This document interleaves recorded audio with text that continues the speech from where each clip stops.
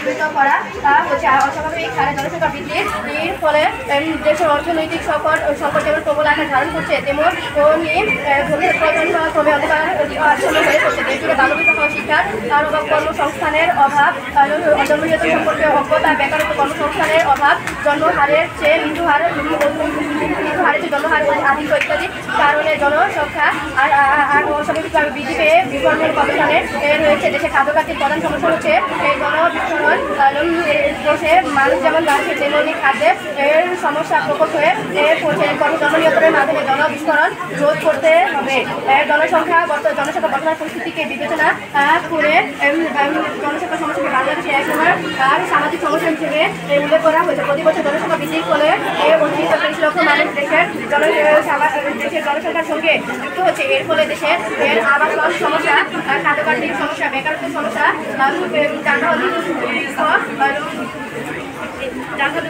মাথাপিছু আয়ের স্বল্পতা, নিম্নমুখী জীবনযাত্রা, আবাদি জমি হ্রাস, দুর্ভিক্ষ, মহামারী, এই রাজনৈতিক অস্থিতিশীলতা, বরফ, জলবায়ু পরিবর্তন প্রভৃতি সমস্যা প্রকট হয়ে দেখা দিচ্ছে। জমির ঘনবিঘটতা বৃদ্ধি পেয়েছে, তেমনি বৃদ্ধি পেয়েছে চাষি এবং ভূমিহীন মানুষের সংখ্যা। জাতিসংখ্যা তথ্য মতে বাংলাদেশে প্রায় 10 লাখ মানুষও এখনো গৃহহীন। বর্তমানে যে দ্রুত হারে জনসংখ্যা বৃদ্ধি পাচ্ছে, তাতে করে প্রতি বছর প্রায় 3 লাখ মানুষের জন্য অতিরিক্ত বাসস্থান প্রয়োজন। সম্পদের সীমাবদ্ধতার কারণে ভূমিহীন ও ছিন্নমূল মানুষের সংখ্যা বাড়ছে। ধর্মীয় কারণে অনেকে বিশ্বাস করেন যে সৃষ্টিকর্তা যেহেতু আমাদেরকে সৃষ্টি করেছেন, তাই তিনি আমাদের খাদ্যের ব্যবস্থা করবেন। আর সেই কারণে তারা অধিক সন্তান জন্ম দেবার খারাপ দিক সম্পর্কে কখনোই ভাবেন না। এর ফলে পরিবারে এবং দেশে অতিরিক্ত জনসংখ্যা বৃদ্ধি পায়। প্রাকৃতিক ও জৈবিক কারণে উচ্চ জন্ম হার, মৃত্যু, নিম্ন মৃত্যু হার, জনসংখ্যা সম্পর্কে সরকার পরিকল্পনা এবং নীতি মালার পরিবর্তন, পরিবারের পরিকল্পনার সংকট, জনসচেতনতার অভাব ইত্যাদি থাকার কারণে দেশে জনসংখ্যা দ্রুত পরিমাণে বৃদ্ধি পাচ্ছে। বাড়তি লোকসংখ্যার বাড়তি চাহিদা তার কারণে পরিবেশ নষ্ট হচ্ছে। বাড়তি ঘরবাড়ি এবং বাড়তি খাদ্য উৎপাদনের কারণে কৃষি জমি এবং গাছপালা নষ্ট হয়ে যাচ্ছে। অন্যান্য মৌলিক চাহিদার কারণে শিল্প কারখানা এবং হাসপাতাল যে পরিমাণে বৃদ্ধি পাচ্ছে, তার থেকে নির্গত বজ্র মাটি, পানি, বায়ু দূষিত করছে। এসব থেকে নির্গত বজ্র মাটি, পানি, বায়ু দূষিত করছে। বাড়তি জনসংখ্যার চাহিদা মেটাতে কৃষি জমি, নদী, নালা, বন, বাগান, পশুপাখি, জীববৈচিত্র্য ধ্বংস হয়ে যাচ্ছে। বলা হয়ে থাকে পারমাণবিক অংশ অপেক্ষা জনসংখ্যা বর্তমান বিশ্বের প্রধান সমস্যা। ক্রমবর্ধমান জনসংখ্যা গোটা পৃথিবীর জন্য হুমকি। এসব কথার পরিপ্রেক্ষিতে মাত্রাতিরিক্ত জনসংখ্যা কীভাবে একটি দেশের জন্য আশীর্বাদ হবে? হ্যাঁ, ধন্যবাদ। হ্যাঁ শেষ করছে। ঘোষণা দেন পরবর্তী ক্লাস 9-এর দলপ্রধানকে আমি আমন্ত্রণ জানাচ্ছি তার বক্তব্য। আজ এই বিতর্ক প্রতিযোগিতায় উপস্থিত সকল মাননীয় সম্মানিত বিচারক মন্ডলী এবং উপস্থিত ছাত্রছাত্রী সকলকে আমার সালাম জানিয়ে শুরু করছি। আসসালামু আলাইকুম। মাননীয় বিচারকবৃন্দ, আজকের বিতর্কের প্রধান বিষয় হলো অতিরিক্ত জনসংখ্যা বৃদ্ধি দেশের উন্নয়নের অন্তরায়। মাননীয় বিচারকবৃন্দ, আমি এই বিষয়ের পক্ষে একমত না। আমার প্রতিপক্ষ দল মনে করছে অতিরিক্ত জনসংখ্যা একটি দেশের উন্নয়নে বাধা সৃষ্টি করে, কিন্তু আমরা মনে করি অতিরিক্ত জনসংখ্যা একটি দেশের উন্নয়নে অতিরিক্ত ভূমিকা রাখে। এর বাস্তবসম্মত উদাহরণ হলো বাংলাদেশের আয়তন খুব ছোট হলো, কিন্তু বাংলাদেশে অতিরিক্ত জনসংখ্যা আছে। এই জনসংখ্যাকে কাজে লাগিয়ে বাংলাদেশ আজ গার্মেন্টস শিল্প বা পোশাক শিল্পে পুরো পৃথিবীতে 2 নম্বর এবং 1 নম্বরে চায়না। আর চায়নার পৃথিবীর সবথেকে জনবহুল দেশ। এছাড়াও বাংলাদেশ এই অতিরিক্ত জনসংখ্যাকে কাজে লাগিয়ে বাইরের দেশে মাত্র অতিরিক্ত শ্রমিক দিতে পারছে। এর ফলে বাংলাদেশের জমিটা দিন দিন ক্রমশই বাড়ছে এবং জিডিপি দিন দিন শক্তিশালী হচ্ছে। এছাড়াও বাংলাদেশ আরো দিন দিন উন্নত এগিয়ে যাচ্ছে। আর একটি দেশের রক্ষায় সবচেয়ে ভূমিকা রাখে সে দেশের সৈন্যরা, এবং যে দেশের জনসংখ্যা যত বেশি সে দেশের সৈন্য সংখ্যা এবং সামরিক শক্তি তত বেশি। যেমন পৃথিবীতে সকল সুপার পাওয়ার দেশ যেমন আছে রাশিয়া, ইন্ডিয়া এবং অন্যান্য দেশ, তাদের জনসংখ্যা বেশি বলে আজ তারা পৃথিবীর সবথেকে শক্তিশালী দেশ হিসেবে রূপান্তরিত হয়েছে। আর বাংলাদেশ পৃথিবীর সবথেকে শক্তিশালী একটি বাহিনী তৈরি করতে পেরেছে শুধু জনসংখ্যার বলে। বাহিনীটির নাম হলো বিজিবি বা বাংলাদেশ বর্ডার গার্ড। আর এর সদস্য সংখ্যা 68 লক্ষ। কিন্তু বাংলাদেশের যদি জনসংখ্যা যদি কম হতো তাহলে হয়তো এত বড় একটি বাহিনী তৈরি করতে পারতো না এবং বাংলাদেশের সাথে শক্তিশালী একটি দেশ হতে পারতো না। আর যে দেশের জনসংখ্যা কম বা মাত্র অতিরিক্ত জনসংখ্যা নেই, তারাই জানে যে জনসংখ্যা একটি দেশের জন্য কত গুরুত্বপূর্ণ। যেমন জার্মান, জাপান, ইটালি এবং অন্যান্য আরো দেশ রয়েছে। জার্মানির মানুষ মনে করতো আমাদের বিপক্ষ দলের মতো অতিরিক্ত জনসংখ্যা তাদের উন্নয়নে বাধা সৃষ্টি করে। এর ফলে সেখানে শিশু জন্মের হার কমে যায় এবং জার্মানির আজ প্রায় 2000 স্কুল বন্ধের পথে। এছাড়াও জাপান এবং ইতালির মানুষ মনে করতো অতিরিক্ত জনসংখ্যা তাদের উন্নয়নে বাধা সৃষ্টি করে এর ফলে তাদের দেশে ক্রমশই বৃদ্ধ মানুষের হার বেড়ে যাচ্ছে। আর সৌদি আরব, দুবাই বা কাতার দেশ প্রাকৃতিক সম্পদে পরিপূর্ণ এবং ভৌগোলিক ব্যাপারে শক্তিশালী, কিন্তু তাদের মাত্রাতিরিক্ত এবং অতিরিক্ত জনসংখ্যার অভাব। এর ফলে তারা বাংলাদেশ, ভারত এবং পাকিস্তানের মতন জনবহুল দেশ থেকে শ্রমিক নিয়ে তাদের ব্যবসা বা কোম্পানি কাজ পরিচালনা করে থাকে। তাই আমরা মনে করি অতিরিক্ত জনসংখ্যা দেশের জন্য বোঝা স্বরূপ নয়, কিন্তু অতিরিক্ত জনসংখ্যা দেশের জন্য বোঝা স্বরূপ নয়, উল্টো হলো আশীর্বাদ স্বরূপ।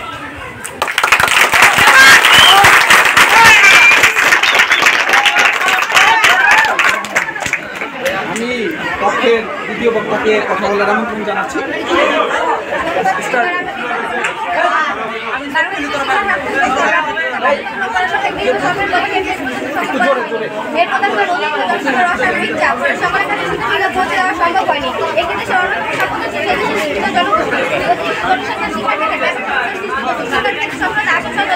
জনসংখ্যার শিক্ষার হার বাড়ছে, দেওয়া যাচ্ছে না। অনেক দরিদ্র বাচ্চা তাদের সংখ্যা বিদ্যালয়ে কাটাতে পারে না। অন্যান্য দেশের তুলনায় বাংলাদেশের জনসংখ্যা মাত্রাতিরিক্তভাবে বেড়ে চলছে, ফলে এটি অর্থনৈতিক উন্নয়নের পথে বাধা হয়ে দাঁড়িয়েছে। বর্তমান বাংলাদেশের জনসংখ্যা যে হারে বৃদ্ধি পাচ্ছে, তাদের শিক্ষা প্রশিক্ষণ ও স্বাস্থ্যসেবা তাদের মাত্রাগুলো কমে আসছে অতিরিক্তভাবে।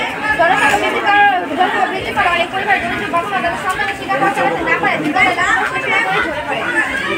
আমাদের মোট জনসংখ্যার প্রায় 70% এখনো অজ্ঞানহীন। আর এই সবচেয়ে বড় কারণ হল অতিরিক্ত মাত্রাতিরিক্ত জনসংখ্যা। এই মাত্রাতিরিক্ত জনসংখ্যার কারণে তাদের শিক্ষার অধিকার থেকে বঞ্চিত হচ্ছে, যার প্রভাব আবার সমাজের উপর পড়ছে। আর নিরক্ষর অর্থনৈতিক মানুষের সমাজে টিকে থাকতে কিছু ভোগান্তির শিকার হতে হচ্ছে। জনসংখ্যা বৃদ্ধির কারণে শ্রেণী শিক্ষক ও শিক্ষার্থীদের পাঠদানের বিপুল সমস্যার সৃষ্টি হচ্ছে।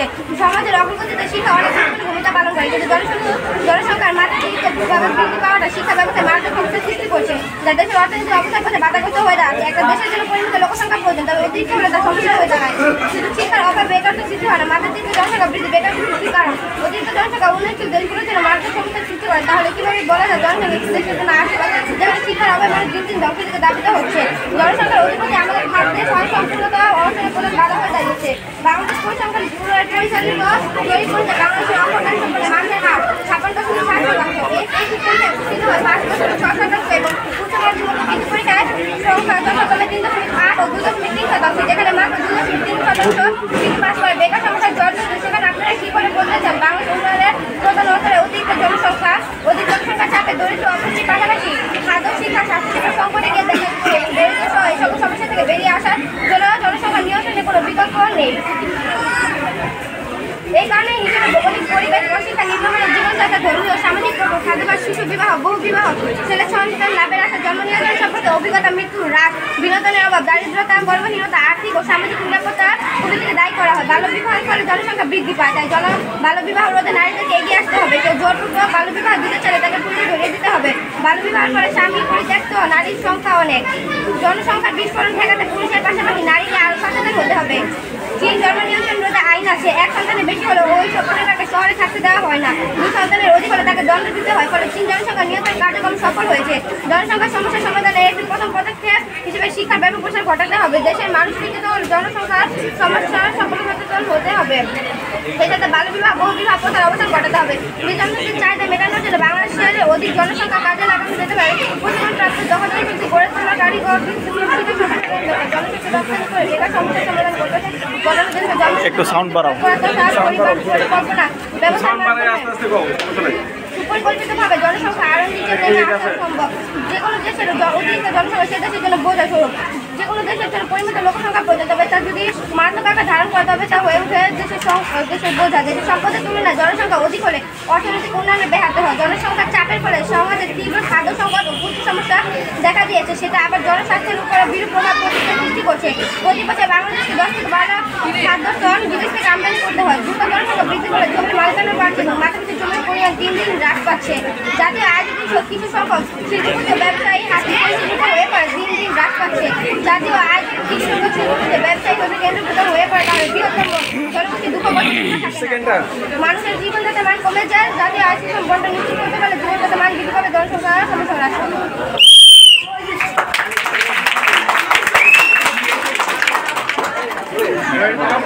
আগে ঘোষণা হোক, ঘোষণা দিয়ে এলো স্যার, ঘোষণা দেন। তোমরা সাউন্ড করবা সে দূরে যায়। হ্যাঁ, স্টার্ট। বিসমিল্লাহির রহমানির রহিম। মাননীয় বিচারকবৃন্দ, সুধী বন্ধুরা এবং কর্তৃপক্ষ দলের বন্ধুরা, সবাইকে জানাই আসসালামু আলাইকুম। মাননীয় বিচারকবৃন্দ, আজকের যে বিষয় তা মাত্রা অতিরিক্ত জনসংখ্যা বৃদ্ধি দেশের উন্নয়নের অন্তরায়। মাননীয় বিচারকবৃন্দ, একটু লক্ষ্য করুন যে একটি দেশের উন্নয়নে কী করে জনসংখ্যা বৃদ্ধি বাধা হয়ে দাঁড়ায়। কারণ দেখেন যে কোনো দেশের অর্থনৈতিক উন্নয়নের প্রধান শর্ত হলো সে দেশের জনসংখ্যা। জনসংখ্যায় নিরাপত্ত করে জনসম্পদ ও মানব সম্পদকে। আমরা আরও দেখতে পারি যে একটি দেশের অন্যান্য সম্পদের যথাযথ ব্যবহারের মাধ্যমে অর্থনৈতিক বিকাশ ঘটানোর জন্য মানব সম্পদের ভূমিকা প্রথম ও প্রধান। উৎপাদনের উপাদান হিসেবে মূলধন, যন্ত্রপাতি ইত্যাদি যা বর্তমানে খুব গুরুত্বপূর্ণ, তা সবই মানব নির্মিত। তাই বলা যায় একটি দেশের জনসংখ্যা ওই দেশের উন্নয়নের জন্য বাধা নয়, বরং উন্নয়নের গুরুত্বপূর্ণ ভূমিকা পালন করে। আবার আমরা আরও দেখতে পারি যে জনসংখ্যা বৃদ্ধির ফলে দেশে শিল্পায়ন ও নগরায়ণ বেড়ে চলছে, এতে বেকারত্ব দূর হচ্ছে। প্রতিপক্ষ দলের প্রথম বক্তা বলে গেছে নারীরা পুরুষের সাথে সমান অধিকার পাচ্ছে না। এই ধারণাটি ভুল, কারণ নারীরা আমরা দেখতে পাচ্ছি পুরুষের সাথে সমান অধিকারে কাজ করছে।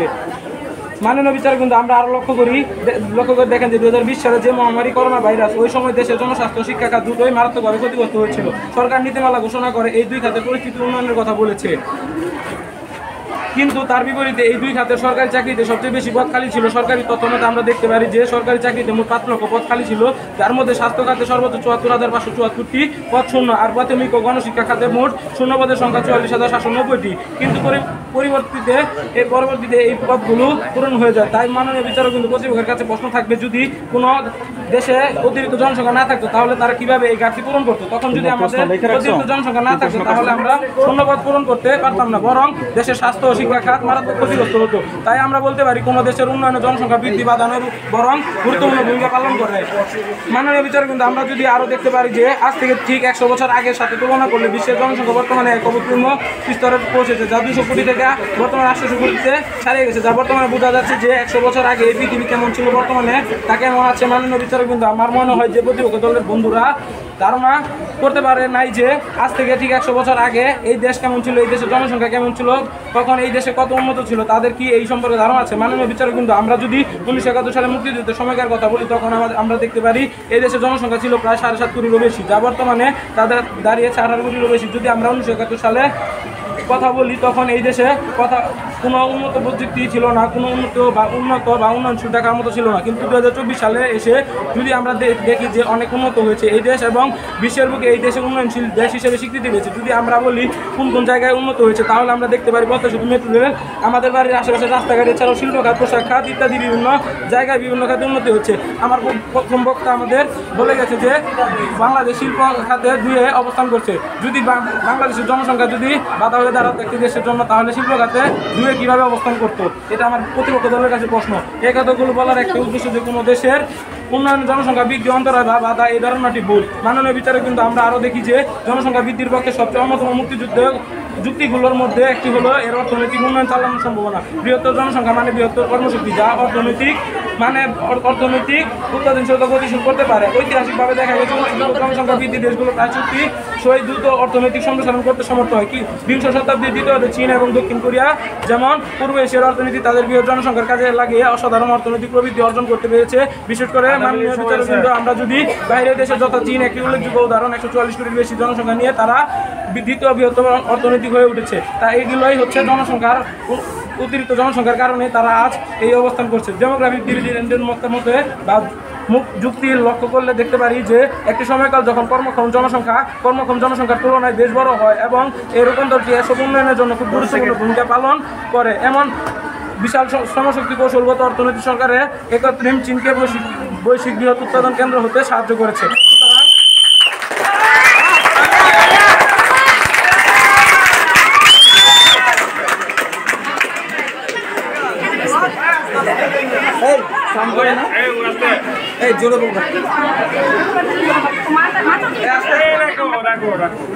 আমি টাইমটা ঠিক আছে মাত্র যে জনসংখ্যার কারণে যে আমরা পারিবারিক সমস্যার সম্মুখীন হয়ে থাকি, পরিবারের অধিক জনসংখ্যার কারণে আমাদের খাদ্যের দেখা যায় আমাদের পৃথিবীতে কিন্তু প্রতিষ্ঠান খাদ্যের অভাব রয়েছে, যার কারণে পরিবারের লোকজন প্রদান থাকে না, পুষ্টিহীনতা ভুগছে, অকাল প্রাণ খাট। অতিরিক্ত জনসংখ্যার কারণে যে শুধু খাদ্যের অভাব দেখা যাচ্ছে তাই না, মানুষের মৌলিক চাহিদা জনগণ হলো পরিধানের বস্ত্র। পরিবারের লোকজন বেশি হওয়ার কারণে মা বাবার সন্তানকে তাদের প্রয়োজনীয় জিনিসপত্র বা পরিমাণে কাপড় দিতে পারেন, যা ফলে দ্রুত পরিবার সন্তানগুলো তারা উপযুক্ত পোশাক না থাকার কারণে বিদ্যালয়ে যেতে চায় না। দ্রুত পরিবার সবথেকে সমস্যা এগুলো দেখা যায় যে তাহলে আমরা কী করে বলতে পারি যে জনসংখ্যা বৃদ্ধির কারণে আমাদের উন্নয়নশীল করা হয়েছে, যেখানে মানুষ খাদ্যের অভাবে প্রাণ হারাচ্ছে এবং উপযুক্ত পোশাক কারণে সন্তানরা বিদ্যালয়ে গিয়ে উপযুক্ত শিক্ষায় অর্জন করতে পারছেন না। যে তারপরে অতিরিক্ত জনসংখ্যা করে দিনের পাশে আবশ্যক সংকট যার ফলে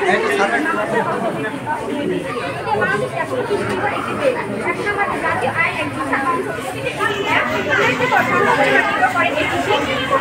উৎপাদনের রাজনীতির উপর বিশ্বের সবচেয়ে গণতন্ত্রী বাংলাদেশের মধ্যে রয়েছে বাংলাদেশের অর্থনীতি। আর বিপক্ষ দলটি রয়েছে বাংলাদেশের যে কর্মস্থানের বৃদ্ধির কারণে আমার দেশ প্রবাসী পদ্ধতি। তাহলে আমাদের দেশের অধিকাংশ যে লোকেরা যে এদেশ ছেড়ে প্রবাসী গিয়ে যে এদেশ ছেড়ে মা বাবার সংসার ছেড়ে প্রবাসী গিয়ে টাকা উন্নয়ন করছে, এটা কি জনসংখ্যা বৃদ্ধির কারণে কি হচ্ছে না?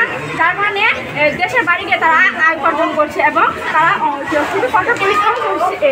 তাই আমাদের উচিত জনসংখ্যা বিশ্বব্যাপী জনসংখ্যা বৃদ্ধি করে করছে সমস্ত জনসংখ্যা তাদের চাহিদা পূরণ করতে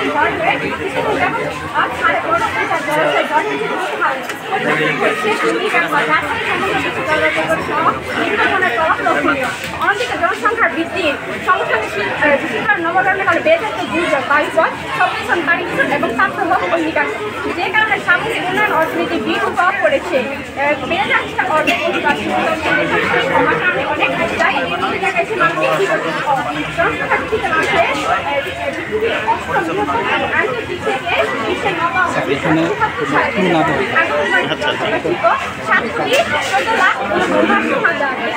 7,14,00,000 পরবর্তীতে কুমারীতে 1981 সাল পর 8,71,30,963 জন। 1971 সাল আগুন করতে বাংলা জনসংখ্যা হয় 10,63,993 এবং 1961 জনসংখ্যা বৃদ্ধি কে দাঁড়ায় 12,53,263 জন। 1911 সাল জনকুমারী অনুযায়ী দেশের জনসংখ্যা ছিল 14,44,974 জন। সর্বশেষ বাংলাদেশে আগুন করে 1925 সালে এভাবে যদি আমাদের দেশে জনসংখ্যা বাড়তে থাকে তাহলে আমি কীভাবে দেশ উন্নতি করবো, কত কারখানা তো হতে হলে আমরা যেন এখনো না দিয়ে অনেক দরিদ্র পরিবার যে সব পরিবারে কি শিক্ষা, সব পরিবারগুলোতেই কি আমরা যে কারখানায় আমরা কি কারখানায় দিকে উৎপাদন করে নিজের পরিবারের খাদ্য বিতরণ করতে পারছি। আমাদের জনসংখ্যা কমিয়ে আনি তাহলে আমরা পরবর্তীতে দেশকে উন্নয়নশীল করতে পারছি।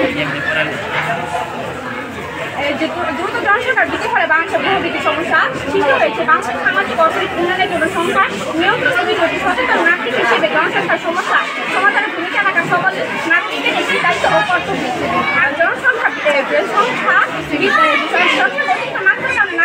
আমরা নিজেকে সচেতন করতে পারি এবং অন্যকে সচেতন করবো। আমরা চাইলে কিন্তু পারি আমাদের সমাজটাকে সুন্দরভাবে গড়ে তুলতে যাতে জনসংখ্যা হয়ে করতে পারি। সম্পদ তুলনায় অধিক জনসংখ্যায় পরিবার নয় রাষ্ট্রে ও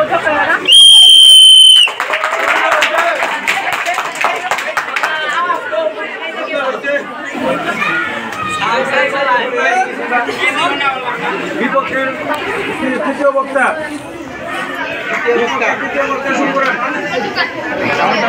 আজ এই বিতর্ক প্রতিযোগিতায় উপস্থিত সকল সম্মানিত বিচারক মণ্ডলী এবং উপস্থিত ছাত্রছাত্রী সকলকে আমার সালাম জানিয়ে শুরু করছি। আসসালামু আলাইকুম। মাননীয় বিচারকবৃন্দ, আজকের বিতর্কের প্রধান বিষয় হলো অতিরিক্ত জনসংখ্যা বৃদ্ধি দেশের অন্তরায়, কিন্তু আমরা এর বিপক্ষে রয়েছি। কারণ একটি দেশের উন্নয়নের বাধা হিসেবে প্রধান ভূমিকা পালন করে সেই দেশের স্বৈরশাসক ব্যবস্থা ও যোগ্য নেতৃত্বের অভাব। একটি দেশের উন্নয়ন তখনই হবে যখন থাকবে জবাবদিহিতা। যদি কোনো দেশে খুন, ধর্ষণ, রাহাজারি বৃদ্ধি পায় বা অনিশ্চিত হয় ন্যায্য বিচার পাওয়া, সে দেশে আর যাই হোক কখনো উন্নতির মুখ দেখতে পায় না। সুতরাং আমরা বলতে পারি একটি দেশের উন্নয়নের জন্য সুশাসন ও জবাবদিহিতার কোনো বিকল্প নেই। অতিরিক্ত জনসংখ্যা নয়, বরং যোগ্য নেতৃত্বের ধারাবাহিকতার অভাবেই বাংলাদেশের উন্নয়নের পথে প্রধান অন্তরায়। অতিরিক্ত জনসংখ্যা যদি উন্নয়নের প্রধান অন্তরায় হতো, তাহলে 1971 সাল থেকে 2024 সাল পর্যন্ত এত কম সময়ে বাংলাদেশ তাদের শিল্প, ঔষধ ও পোশাক খাতে এত এগিয়ে পুরো বিশ্বের মধ্যে টপ 3 অবস্থানের মধ্যে থাকতে পারতো না। এসব কিছু সম্ভব হয়েছে আমাদের দেশের জনসংখ্যার কারণে। অতিরিক্ত জনসংখ্যা যদি উন্নয়নের অন্তরায় হতো, তাহলে বাংলাদেশ আজ পুরো বিশ্বের বুকে ডিজিটাল দেশ হিসেবে স্বীকৃতি পেত না। আমরা শুধু যোগ্য নেতৃত্বের ধারাবাহিকতার অভাবে অন্যান্য দেশগুলোর চেয়ে পিছিয়ে রয়েছি। আমরা এখনও আমাদের উন্নয়নের কাঙ্ক্ষিত লক্ষ্যে পৌঁছতে পারিনি। যা পেরেছে উন্নয়নের রূপকার মাহাদি মাহমুদের নেতৃত্বে মালয়েশিয়া এবং মাও সেতুংয়ের নেতৃত্বে চীন। কিন্তু আমরা যদি বাংলাদেশের প্রেক্ষাপট বিবেচনা করি, তাহলে দেখতে পারি যে স্বাধীনতার 53 বছরের মধ্যে গণতন্ত্রের অগ্রযাত্রাকে ক্ষতবিক্ষত করেছে এই স্বৈরশাসক ব্যবস্থা। আবার আপনারা এডিপির 40% বাস্তবায়নে ব্যর্থ হয়ে কিংবা ষষ্ঠ বার্ষিকীর 35% অর্থ ভুল পথে ব্যয় করে দারিদ্র্যের জন্য এ দেশের জনসংখ্যাকে দায়ী করছে।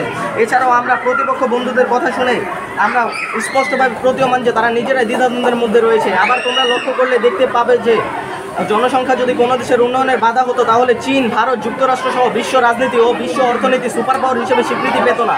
দেশগুলোর যোগ্য নেতৃত্বের ধারাবাহিকতার মাধ্যমে এইসব সম্ভব হয়েছে। জনসংখ্যা কম থাকলে যে উন্নয়ন হবে, দুর্ভিক্ষের মতো ভয়াল ব্যাধির সৃষ্টি হবে না, তার কোনো নিশ্চয়তা নেই। আমাদের প্রতিপক্ষ দলেরা বারবার বলেছে আমাদের অর্থনীতি নাকি এই জনসংখ্যার কারণে অনেক পিছিয়ে রয়েছে। বাংলাদেশের অর্থনীতিকে সচল রাখতে মূল ভূমিকা পালন করছে বাংলাদেশের কৃষি, ঔষধ শিল্প তৈরি, পোশাক ও রেমিটেন্স, এবং এই 4টি ক্ষেত্রের সঙ্গেই খুব দৃঢ়ভাবে জড়িত রয়েছে আমাদের জনসংখ্যা। যেখানে অতিরিক্ত জনসংখ্যা বাংলাদেশের প্রতিবন্ধকতা নয়, বরং উন্নয়নের সহায়ক।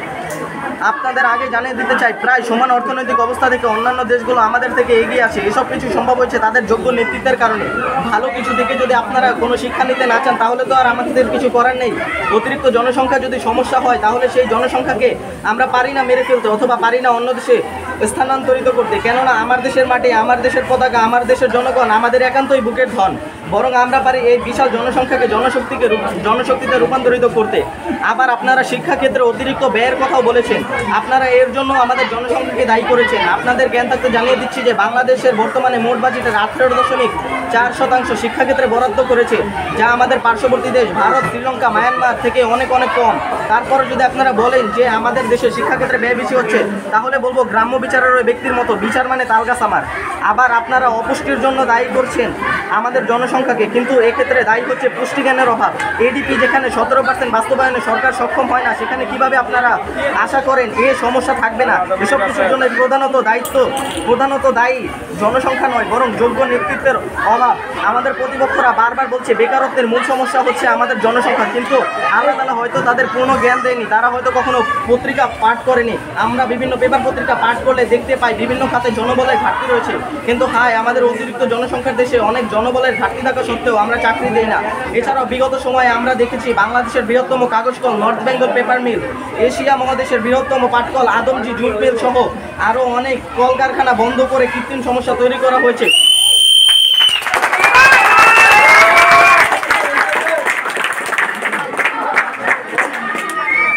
আস্তে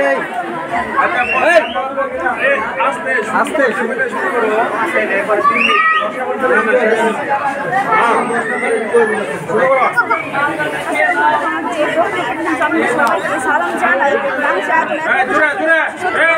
সংখ্যা প্রায় 15 কোটি। দেশের মোট জমির আয়তন বৃদ্ধির কোনো সুযোগ নেই, তবে মানুষ ইতিহাস অব্যাহত। জমি বাড়বে না, দিন বাড়তে হবে। বর্তমানে 18 কোটি মানুষ আগামী 2 বছর 30 কোটিতে পৌঁছাবে। এই ব্যাপারে বাংলাদেশ কি গ্রহণ করবে তা চিন্তা করা কঠিন। জনসংখ্যা বৃদ্ধির ফলে বাড়তি জনসংখ্যার জন্য বাসস্থান, রাস্তাঘাট, হয়, কিন্তু জনসংখ্যার ফলে গাছপালা, বনাঞ্চল ধ্বংস হচ্ছে, ফলে পরিবেশের ভারসাম্য নষ্ট হচ্ছে। 16 কোটি জনসংখ্যা নিয়ে বাংলাদেশ হচ্ছে বিশ্বের সবচেয়ে ঘনবসতিপূর্ণ দেশগুলোর মধ্যে একটি, যেখানে 1991 সালে 14.2 থেকে দারিদ্র্য রেখা 2010 সালে 18.5% নেমেছে। বিশ্ব ব্যাংকের মধ্যে বাংলাদেশের চরম দারিদ্র্য রেখা 2016 সালে 12%। বিশ্ব ব্যাংকের প্রেসিডেন্ট জিম ইয়ং কিম দারিদ্র্য বিমোচনে বাংলাদেশের মুখ্য উন্নয়নের প্রশংসা করে। বাংলাদেশ তার দারিদ্র্যের হার কমাতে অভাবনীয় অগ্রগতি অর্জন করেছে এবং বিশ্ব ব্যাংকের মধ্যে 2030 সালের মধ্যে চরম দারিদ্র্য বিমোচনে বাংলাদেশের বড় সুযোগ রয়েছে। মেলটাসের তথ্য অনুযায়ী একটি জনসংখ্যা বৃদ্ধি তথ্য, যার প্রস্তাব হলো খাদ্যশস্য উৎপাদন যখন গাণিতিক হারে বৃদ্ধি পায়, তখন জনসংখ্যা বৃদ্ধি পায় জ্যামিতিক হারে। ইংরেজ অর্থনীতিবিদ থমাস রবার্ট ম্যালথস 1977 এই তথ্য প্রদান করেন। এই তথ্য অনুসারে স্বাভাবিক নিয়মে জনসংখ্যা বৃদ্ধি পেলে খাদ্য সংকট এমনকি দুর্ভিক্ষ অবসম্ভাবী। এই কারণে ম্যালথস মনে করেছেন যে দুর্ভিক্ষ প্রতিরোধের জন্য জননিয়ন্ত্রণ অপরিহার্য। বাংলাদেশের অর্থনৈতিক সমীক্ষা 2023 অনুসারে দেশে বর্তমানে গড় দারিদ্র্যের হার 18.7%। জননীতির দৃষ্টিভঙ্গিতে একজন মানব বা মনুষ্য সত্তা বলতে মানব জনসংখ্যাকে বোঝানো হয়ে থাকে। জনসংখ্যা একটি সক্রিয় যে কোনো অঞ্চলে অর্থসামাজিক উন্নয়নের সর্বাধিক গুরুত্বপূর্ণ উপাদান।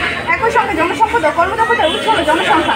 একটি দেশ প্রযুক্ত গান্ধীজি জনশক্তির মাধ্যমে প্রাকৃতিক সম্পদের সুস্থ ব্যবহার, কৃষিকাজে বিভিন্ন অঞ্চলে জনগোষ্ঠীর সঙ্গে সম্পর্ক স্থাপন, নিজস্ব সম্পদ ও জ্ঞান ব্যবহার করে বিভিন্ন সীমাবদ্ধতা কাটিয়ে সমাজের পথে এগিয়ে যেতে পারে। দেশের প্রাকৃতিক সম্পদ ও জনসম্পদ উন্নয়ন সঠিক ব্যবহারের মাধ্যমে একটি দেশের অর্থনীতি ত্বরান্বিত হয়। বিশ্বব্যাপী জনসংখ্যাকে যে কোনো উন্নয়নের কেন্দ্রবিন্দু হিসেবে বিবেচনায় নিয়ে উন্নয়ন পরিকল্পনা প্রণয়ন করা হয়। যদিও ক্রমাগত জনসংখ্যা বৃদ্ধির ফলে মানুষ প্রকৃত পরিবেশের সঙ্গে ভারসাম্য রাখা দিন দিন কঠিন হয়ে উঠছে। ধারণা করা হয় 70,000 বছর আগে যখন সর্বশেষ বরফ যুগ শুরু হয় তখন বিশ্বের জনসংখ্যা ছিল মাত্র 15,000। 1804 সালে বিশ্ব জনসংখ্যা দাঁড়ায় 100 কোটি এবং 123 বছর পর 1927 সালে জনসংখ্যা দ্বিগুণ করে 200 কোটি ওঠে। 1961 সালে বিশ্বের জনসংখ্যা 300 কোটি। জাতিসংঘ প্রদত্ত হিসাবে 31 অক্টোবর 2011 সালে প্রতিটি দিনের বিশ্বের জনসংখ্যা দাঁড়ায় 700 কোটিতে। 1800 সালের পর গত 2 শতকে বিশ্বব্যাপী জনসংখ্যা বেড়েছে 7 গুণ। বিশ্ব জনসংখ্যা 500 কোটি থেকে 700 কোটি হতে সময় লেগেছে 12 বছর এবং 700 কোটি থেকে 80 কোটি উপনীত হতে সময় লেগেছে 11 বছর। 1987 সালে 11 বছরে বিশ্বের জনসংখ্যা প্রথমবারের মতো 500 কোটিতে উপনীত হয়। এই বিশাল সংখ্যক জনসংখ্যা বিশ্ব 1989 সালে জাতিসংঘ জনসংখ্যা তহবিলের সফটওয়্যার গভর্নিং কাউন্সিল জনসংখ্যা বিষয়ক ধারণার গুরুত্ব ও প্রয়োজনীয়তা অনুধাবন করে। পরবর্তী সময়ে জাতিসংঘের সাধারণ পরিষদের 45/200 প্রস্তাব পাশের পরিপ্রেক্ষিতে 1990 সালে ডিসেম্বরে বিশ্বব্যাপী প্রতি বছর 11 জুলাই বিশ্ব জনসংখ্যা দিবস পালনের সিদ্ধান্ত গৃহীত হয়। এরপর থেকে পরিবেশ ও উন্নয়নের সঙ্গে জনসংখ্যার সম্পর্কে বিবেচনায় বিশ্বব্যাপী 1 যুগে 11 জুলাই বিশ্ব জনসংখ্যা দিবস উদযাপিত হয়ে আসছে। পৃথিবীব্যাপী জনসংখ্যা কোনো অঞ্চলের জন্য সম্পদ, আবার কোনো অঞ্চলের জন্য সমস্যা বা বোঝা। বিজ্ঞানের অগ্রগতি, প্রযুক্তি, উন্নত শিক্ষার মাধ্যমে অতিরিক্ত জনসংখ্যাকে জনসম্পদে রূপান্তর করা সম্ভব।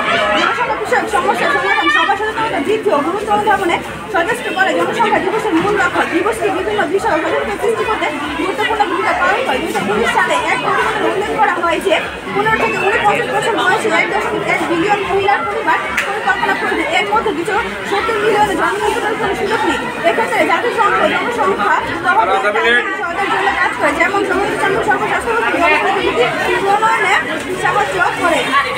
জনসংখ্যা বৃদ্ধির সঙ্গে সমস্যাগুলির মধ্যে অন্যতম প্রধান গুরুত্বপূর্ণ সমস্যা হল পরিবেশের অবলম্বনের পরিবেশন। বর্তমানে সারা পৃথিবীতে যে সব পরিবেশ দূষণ করে সমস্যা দেখা যায় তা প্রধানত এই জনসংখ্যা বৃদ্ধির সাথে সম্পর্কিত।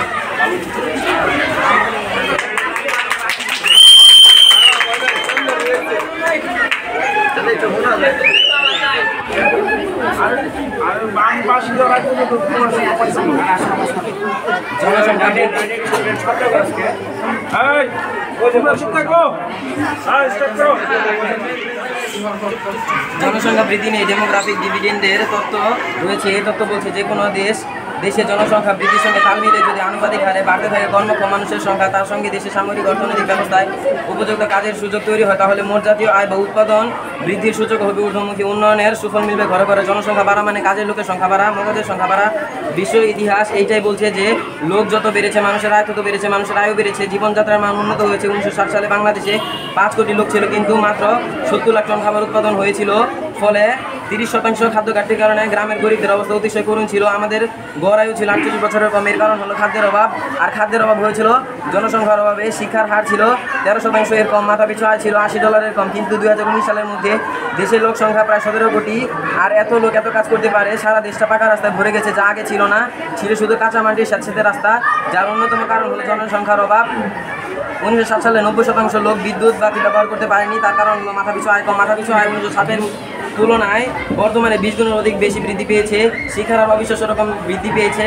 আগে শিক্ষিত লোক পাওয়া খুব কঠিন ছিল, এখন নিরক্ষর লোক পাওয়া কঠিন। ইসলামের দৃষ্টিতে অধিক জনসংখ্যা আল্লাহর একটি নিয়ামত। এই নিয়ামতের শুকরিয়া আদায় করা ও নিরঙ্কুশভাবে আল্লাহর ইবাদত করা আমাদের কর্তব্য। এই কারণে আল্লাহ তাআলা তার নবী শুআয়ব আলাইহিস সালামের কথা উল্লেখ করেন যে তিনি তার কওমকে আল্লাহর কিছু নিয়ামতের কথা স্মরণ করিয়ে দিতে গিয়ে বলেন যে স্মরণ করো যখন তোমরা সংখ্যায় কম ছিলে, তিনি তোমাদের সংখ্যা বৃদ্ধি করলেন। সূরা আরাফ আয়াত 86।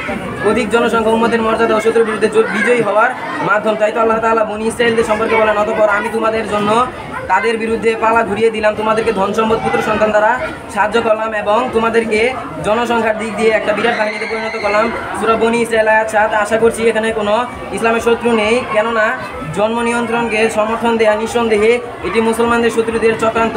শত্রুরা চায় মুসলমানদের সংখ্যা না বাড়ুক, কারণ মুসলমানদের সংখ্যা বাড়লে মুসলমানদের শত্রুরা দুর্বল হয়ে পড়বে এবং মুসলমানেরা সংসম্পন্ন হয়ে যাবে।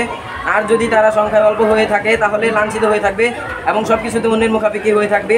এছাড়া সামাজিক দৃষ্টিতে জনসংখ্যা বৃদ্ধি কোনো সমস্যা নয়, কারণ জনসংখ্যাকে জনশক্তিতে রূপান্তরিত করা সম্ভব। বিপক্ষ দলের দ্বিতীয় বক্তা বলেছিল যে 2টি সন্তান বেশি হলে সমস্যা হলো জনসংখ্যা বৃদ্ধি হয়। তাহলে পরিবারের 14তম সন্তান রবীন্দ্রনাথ ঠাকুর কীভাবে বিশ্বকবি হিসেবে খ্যাতি লাভ করে? তাছাড়া বাংলাদেশ জনসংখ্যা যদি 18 কোটি না হয়ে 5 থেকে 6 কোটি হতো তাহলে এত বড় বিজিবি সামরিক সৈনিক কীভাবে তৈরি হতো?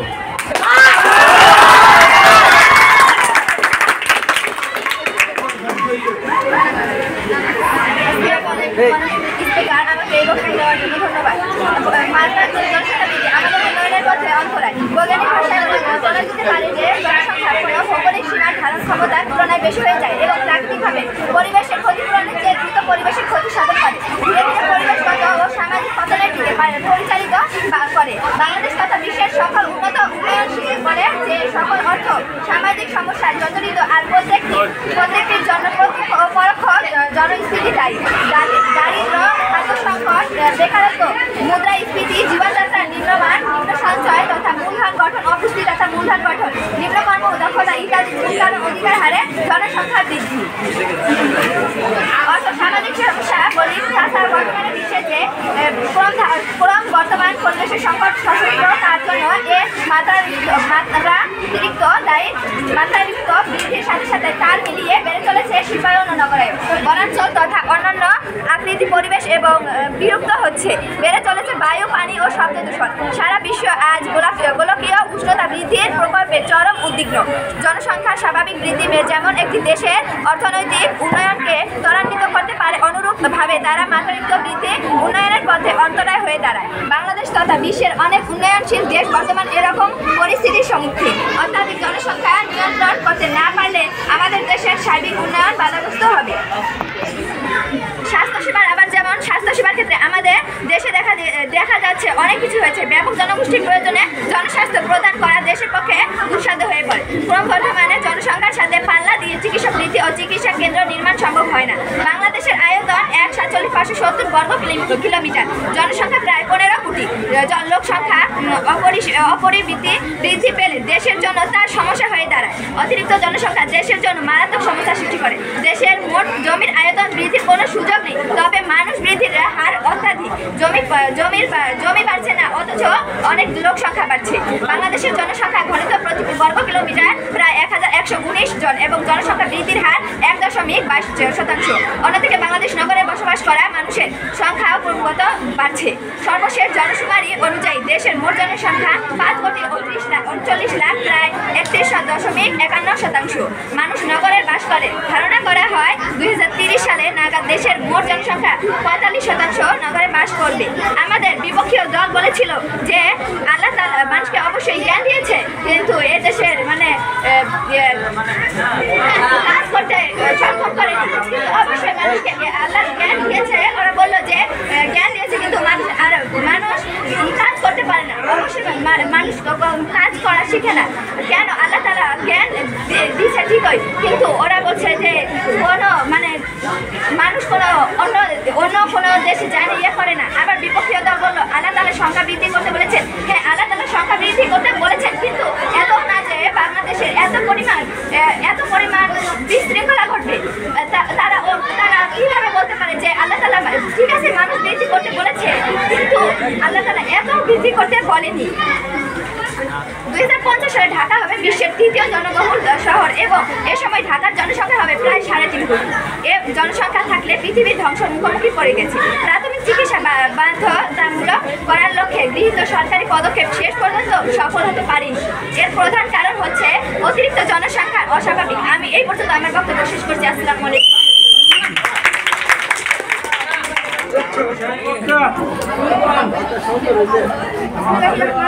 সম্মানিত মডারেটর এবং সম্মানিত বিচারমণ্ডলী, আমার সালাম গ্রহণ করুন। আসসালামু আলাইকুম। আজকের বিষয়টি হচ্ছে একটি দেশের উন্নয়নের অন্তরায়। আমি এর বিপক্ষে আমার বক্তব্য উপস্থাপন করছি। জনসংখ্যা কোনো সমস্যা নয়। চীন 100 জনসংখ্যা নিয়ে বসবাস করছে, আর চীন উন্নতি চরম শিখরে পৌঁছেছে। সমস্যা জনসংখ্যাতে নয়, সমস্যা আমাদের দৃষ্টিভঙ্গিতে। আমরা জেনে এসেছি যে সরাসরি জনসংখ্যা আমাদের দেশের বোঝা। সত্যিকার অর্থে জনসংখ্যা দেশের জন্য বোঝা নয়। বর্তমানে দেশের জনসংখ্যা প্রায় 18 বেশি, যা 30 মধ্যে 20 কোটি এবং 50 সালের মধ্যে 70 আমাদের এই মানব সমাজের সচেতন এবং পরিবর্তনের মধ্যে কাজে লাগিয়ে আমাদের অভিসামনা বলে আশীর্বাদ করতে পারি। জীবনযাপনের সামগ্রী উপকরণাধীন আপনি যে মানুষ চাপ সম্পূর্ণ ধারণা করতে পারেনি। মানব সমাজ উপকরণাধীন আবিষ্কার করবে যদি পৃথিবীর মানুষ হিসেব করে জনসংখ্যাকে নিয়ন্ত্রণ করা চেষ্টা করা হতো, তাহলে তা হতো নিতান্তই মূর্খতা। এসব হিসেব করে তারা শুধু বর্তমান সময়ের জ্ঞানকে ভবিষ্যতের যথেষ্ট মনে করে না, জাতিতে ভোগে। তারা হয়তো ভুলে গেছে যে জনসংখ্যা বৃদ্ধির ফলে খাদ্য গ্রহণকারী বাড়ে না, বরং এর সাথে সাথে উৎপাদনকারী এবং উপার্জনকারী সমান হয়ে পারে। জনসংখ্যা হচ্ছে মূল উৎস, আর এই জনসংখ্যায় রয়েছে প্রথম সারিতে যারা অতিরিক্ত জনসংখ্যা চিন্তায় ঘুমকে হারাম করেছে। তারা মানুষকে শুধু সম্পদ ব্যবহারকারী হিসেবেই মেনেছে, সম্পদ উৎপাদনকারী হিসেবে নয়। বর্তমানে বাংলাদেশের উন্নয়নের চাবিকাঠি উৎপাদন শক্তি। হাজার হাজার কোটি রেমিটেন্স আজ বাংলাদেশের অর্থনীতিটাকে ঘুরিয়ে দিয়েছে। বর্তমানে অধিক জনসংখ্যা চাকরি বাধ্য করছে খাদ্য, বস্ত্র, বাসস্থান সহ অন্যান্য প্রয়োজন পূরণে। আর এই জনসংখ্যাকে আমরা অভিশাপ করতে পারি না। আমাদের উন্নয়নের একটি লক্ষ্য। দেশের গার্মেন্টস ফ্যাক্টরিতে অসংখ্য নারী পুরুষ শ্রমিক কাজ করছে। কুশল শিল্পের অন্যান্যভাবে বিরাটজাত অন্যান্য ক্ষুদ্র শিল্পের উন্নয়ন সাফল্য এসেছে। অধিক জনসংখ্যার কারণে প্রয়োজন মানুষকে পরিশ্রমিক হতে শেখায়। 1971 সালের যুদ্ধের দেশ স্বাধীন হওয়ার পর তখন আমাদের দেশের জনসংখ্যা ছিল 7.5 কোটি।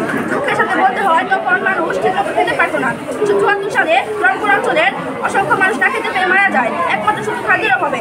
এখন দেশের জনসংখ্যা প্রায় 18 কোটির অধিক, অথচ একটি মানুষও অন্তত না খেয়ে মারা যায় না। আগে খাদ্যের অভাবে যে দেশে মানুষ না খেতে পেয়ে মারা যেত, কিন্তু বর্তমানে সেই দেশ থেকে খাদ্য রপ্তানি করা হচ্ছে অধিক দেশে। 2020 সালের এক মহামারী হচ্ছে করোনা ভাইরাস। সে সময় বহু দেশের জিডিপি বেড়েছে। জনশক্তিপূর্ণ দেশ বাংলাদেশ, চায়না, পাকিস্তান, এই দেশগুলোতে জিডিপি কমেনি বরং বেড়েছে। জনগণ ভালোভাবে কাজ করার ফলে জিডিপি বেড়েছে। আবার অনেক দেশে জিডিপি কমেছে, যেমন জার্মানি। তাই বলা যায় অধিক জনসংখ্যা দেশের জন্য দেশের উন্নয়নের বাধা সৃষ্টি করছে না, বরং উন্নয়নের দিকে এগিয়ে নিয়ে যাচ্ছে। প্রথম বক্তা বলে গেছে যে জনসংখ্যা বাড়ার কারণে বেকারত্ব বাড়ছে। জনসংখ্যা যেমন বাড়ছে তেমনি কর্মসংস্থান বাড়ছে, এর ফলে বেকারত্ব দূর হচ্ছে। প্রথম বক্তা আবার বলেছে যেমন খাদ্য সংকট দেখা পাচ্ছে, কিন্তু এখানে বর্তমানে উন্নতির প্রযুক্তি ব্যবহারের ফলে অল্প জায়গায় বেশি ফসল ফলানো হয়, এতে খাদ্য সংকট হচ্ছে না।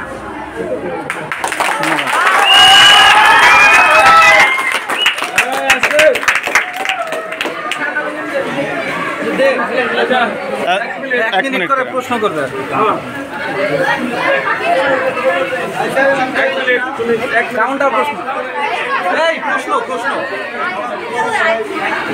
আমার বিপক্ষ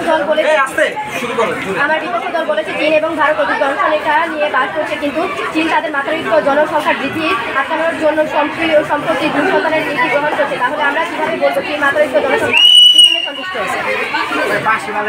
একটা না, যতগুলো আছে সব প্রশ্ন করে রাখুন।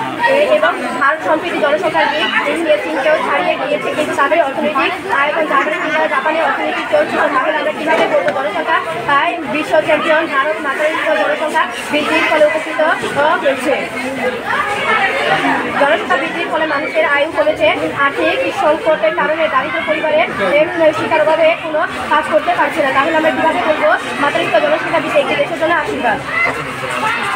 জনসংখ্যা বৃদ্ধির ফলে জাতীয় অর্থনীতিতে যে ধস নেমেছে তাকে রোধ করতে না পারলে জাতির অস্তিত্ব টিকিয়ে রাখাই কঠিন হয়ে পড়বে। জনসংখ্যা বাড়ার ফলে বাংলাদেশের সকল উন্নয়ন প্রচেষ্টা ব্যর্থ হয়ে যাচ্ছে।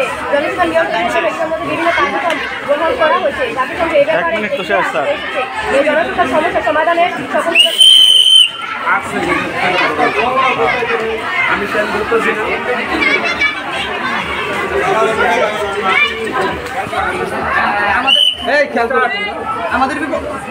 আমাদের বিপক্ষ দল মনে করছে জনসংখ্যা বাড়ার জন্য দিন দিন প্রশ্নের উত্তরগুলো দিবা।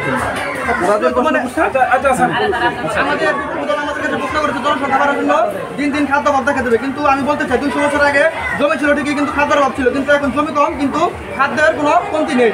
এছাড়াও তারা প্রশ্ন করেছে হলো দিন দিন অতিরিক্ত জনসংখ্যার জন্য পানি বা বায়ু দূষিত হচ্ছে, কিন্তু এটা বলতে চাই এটা শুধু নগর পরিকল্পনার অভাবে।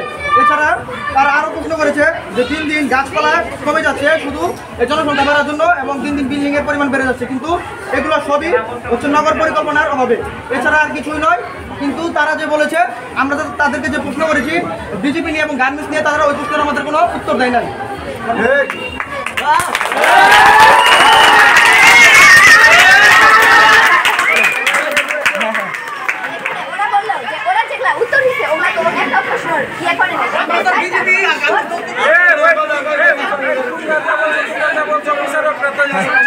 একটু অপেক্ষা করো, রেজাল্ট পেয়ে যাবে।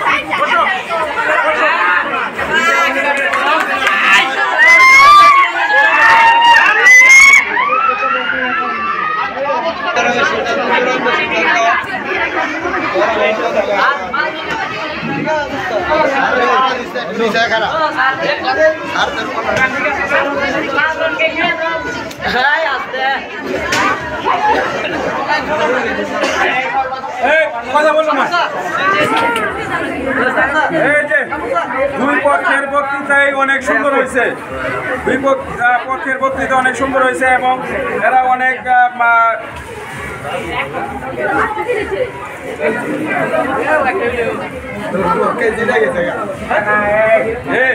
এটা হলো সিক্রেট, এখানে ঘুরতে পারবেন না, পারবে না, একটু দূরে যেয়ে ঘুরবেন। আচ্ছা, আমরা ফলাফল শুনি। আচ্ছা, যাই হোক, দুই পক্ষের জন্যই পুরস্কার আছে। হ্যাঁ, দুনো পক্ষে সমানভাবে অনেক সুন্দর বক্তৃতা দিছে, আমাদের অনেক ভালো লাগলো। আমরা আশা করি আরো ভবিষ্যতে আরো সুন্দর সুন্দর বক্তৃতা উপস্থাপন করব। তাদের নাম্বার মোটামুটি সেমই, এক নাম্বার শুধু ডিফারেন্স হয়েছে। এতগুলি বিচারকের থেকে নাম্বার যা পাওয়া গেছে, হ্যাঁ, অষ্টম শ্রেণী পাইছে 209 আর নবম শ্রেণী পাইছে 210।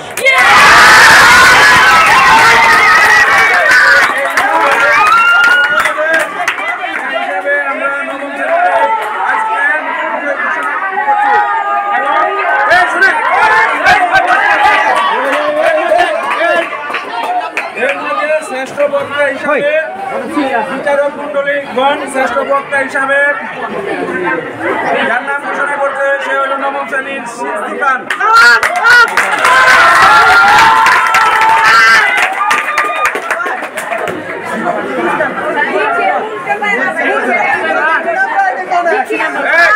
সিফানকে এই যে পুরস্কার তুলে দিতেছে প্রিন্সিপাল স্যার, শ্রেষ্ঠ বক্তা।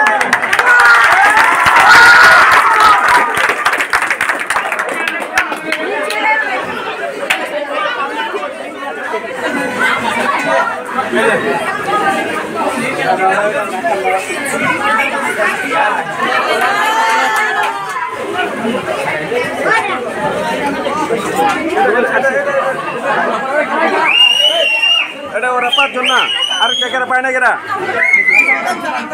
এই সিফান দুইটা পাইব, সিফান দুইটা পাইব, সিফান দুইটা পাইব। হ্যাঁ,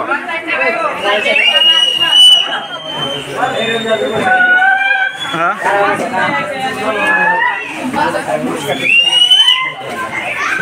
সেম না, একটু ডিফারেন্স আছে তো, না সমস্যা নেই। ঠিক আছে, আমরা সবাই ক্লাসরুমে